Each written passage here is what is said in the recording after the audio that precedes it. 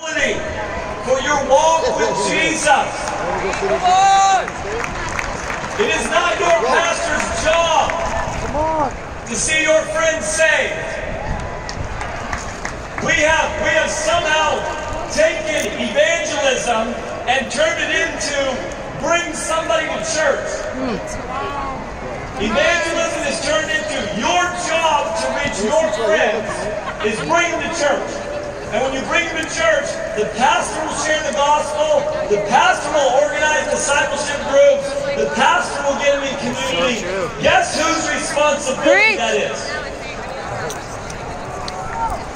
I'm going to tell you right now, I believe that one of the biggest prophetic words God wants to speak to the church right now is those two words, personal responsibility. Personal responsibility. It's not somebody else's responsibility to do what God has called me to do. And we cannot approach the church. The church is there to equip me.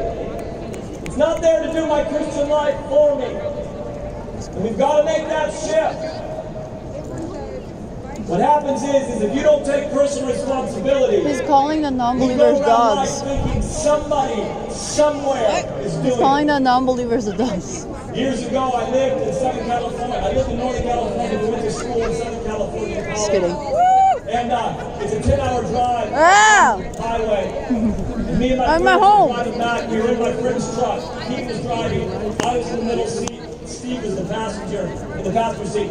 We were driving. We were about an hour and a half away from Redding, where I live. And we pull over to get gas. We pull up to the gas station. We pull up to the gas pump. And Pete goes in and pays for the gas. Steve goes and gets some snacks. I go use the bathroom. We finish up there. We get back in the truck and we take off. And about 15 miles down the road, the truck just lurches to a stop. We closed over the side of the freeway. We said, "Pete, what's wrong with your truck?" He said, "I don't know. It's never broken down." And we look at the heat gauge, the oil gauge, everything's fine. And I look at the gas gauge and it's on empty. And I turned to Pete. I said, "Pete, did you put gas? Did you put gas in the truck?" He said, "No, I went in and paid for it." I thought Steve was putting gas in the truck. We both turned to Steve. "Steve, did you put gas in the truck?" He says, "Don't look at me, fellas. I was in getting snacks." I thought Bandy put gas in the truck. They both looked at me. I said, "Guys, I was in the bathroom. I thought Pete was putting it in." We had driven up to the gas station, pulled up to the gas pump, paid for the gas, got snacks, used the restroom, got in the car, and drove off. Never putting gas in the car. That's the Guys, welcome to the church. I'm just telling you right now, we have some thought that says somebody is praying for my city, right? Like somebody is. I don't know what we're paying my pastor to do, but somebody's praying for my city. Somebody's reaching my friends, right? Somebody's taking care of those foster kids, right? Somebody's doing that. And the church, because they don't realize that the church is there to equip us to do this, we come in thinking the church is there to do our Christian life for us. You want to see a movement of evangelism happen in your city? Then there has to be a commitment that says, "God, I don't want somebody else to do my Christian life for me. I'm not looking for my pastor." If the only time your friends hear the gospel is on Sunday morning, it's a problem. Your job is not just to bring people to church. Are you with me on this? Bring Francis Chan out right now. This is God's prayer for you. My prayer is that God would put a burden in your heart. A burden in your heart to say, "God, I want to follow you, and I take personal responsibility. I am not looking for somebody or something else to do what you have called me to do." I want you to raise your hands in this place.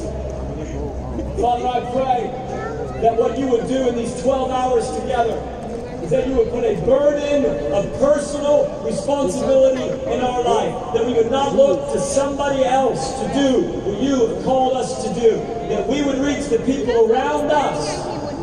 That we wouldn't expect somebody else is praying, somebody else is fostering, somebody else is reaching. That we would do that. Amen? Hey guys, put your hands together and welcome Francis Chan. Okay, get ready. Heart surgery. Hey, I just want to start by reading a passage of scripture.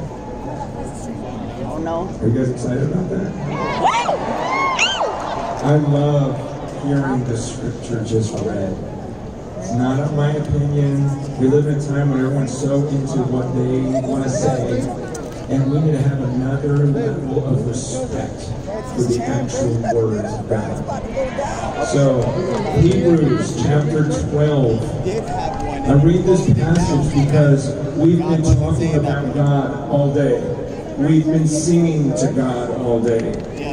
And sometimes we can casually just say that word, God. Like it's no big deal. And for me, sometimes when I pray, man, it takes me a few minutes just to remind myself who I'm actually speaking to.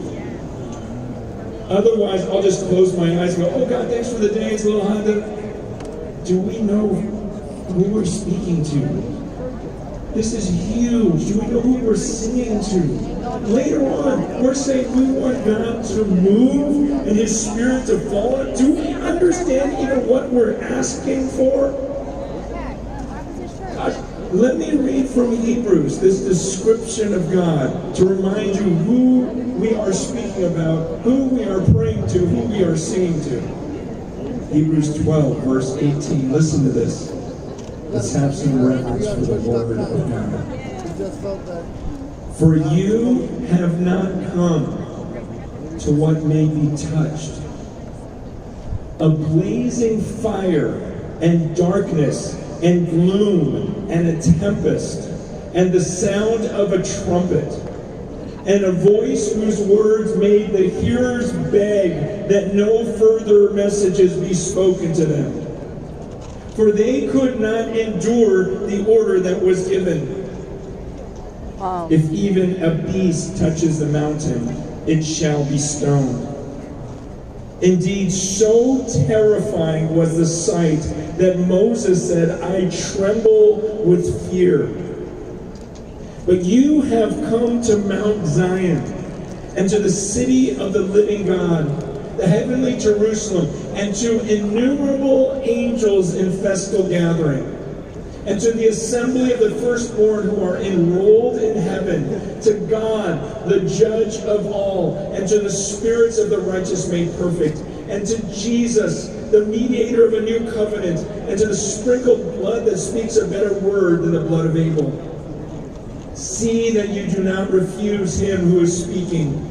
For if they did not escape when they refused him who warned them on earth, much less will we escape if we reject him who warns from heaven. At that time his voice shook the earth, but now he has promised, yet once more I will shake not only the earth, but also the heavens. This phrase, yet once more, indicates the removal of things that are shaken. That is, things that have been made in order that things that cannot be shaken may remain.